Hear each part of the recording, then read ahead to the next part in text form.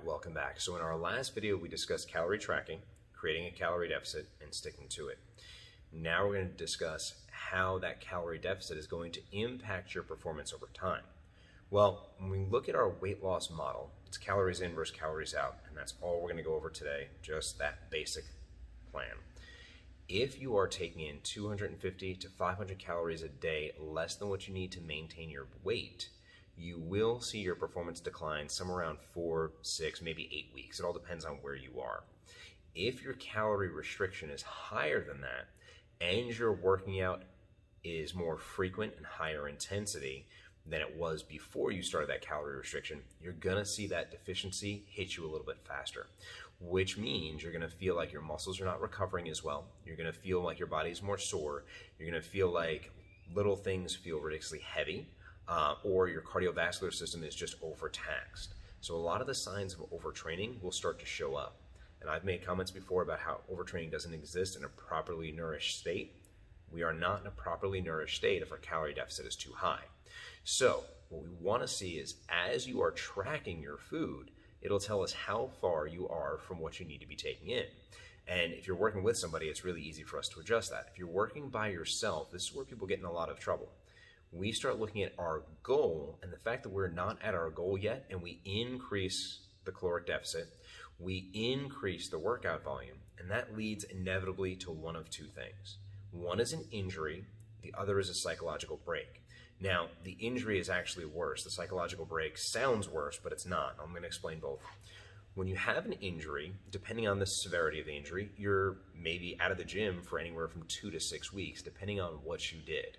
Maybe you can still train a little bit, but not as efficiently as you want to, which puts you farther away from your goal. And that means that you are not getting there at the rate you want it to. So by increasing the amount of calories that you're taking in just by a little bit, you can see a prevention of injury, you can see a prevention of that breakdown. Now, from a psychological standpoint, the reason why I think this one is the easier one to overcome is people will start restricting their calories, working out harder, and looking at the time frame. I've been doing this for 2 weeks. I haven't seen the changes I want to see. I've been doing this for 3 weeks. I haven't seen the changes I want to see. I'm going to increase my calorie deficit. I'm going to increase my workout volume. I will get there faster.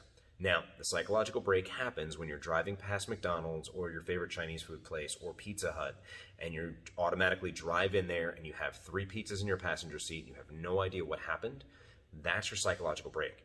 What ends up happening is your body is going, I need fuel to survive and repair all the things that you're doing to me.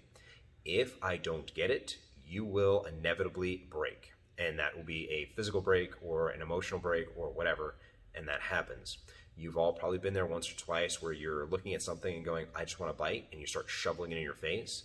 That's a sign that your calories are too low. Now, the reason why that one's easier to recover from is because you do it, you can get back to the gym the next day. Now, if you get on the scale the next day, you will see a fluctuation in weight. No, it's not fat. No, you didn't gain, 3 pounds from eating 1 pizza. It's not possible. The scale will say that you gained weight. It's not fat. It's water, it's salt, it's the carbohydrates have resaturated your muscles. It's a lot of other things, but it is not a gain in fat. And if someone is telling you it's a gain in fat, you can fire them, because the likelihood of you gaining 1 pound of fat from eating 1 pizza is damn near impossible. Assuming that pizza has 3,500 calories in it and you consume that whole pizza, the act of eating the pizza, chewing the pizza, digesting the pizza costs you energy.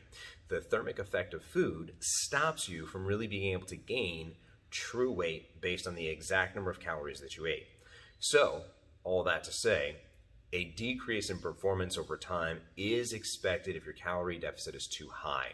If you start noticing that you are becoming emotional about food, then your calorie deficit could also be high. All those things are easy to avoid if we are tracking your food. Now, if you're tracking your food and following a plan, that's the best way to do it. And the plan doesn't have to be anything elaborate. I work out Monday, Tuesday, Wednesday. I do bench press, I do squat, I do deadlift. Whatever it is, you stick to the plan. You don't add volume until if you are working with a coach, until you talk to your coach. You don't restrict your calories more if you are working with a coach until you talk to that coach. Everything that happens in your body, you want to give about a 2 to 3 week time frame to see some changes before you make any quick response or knee-jerk responses to what you're seeing.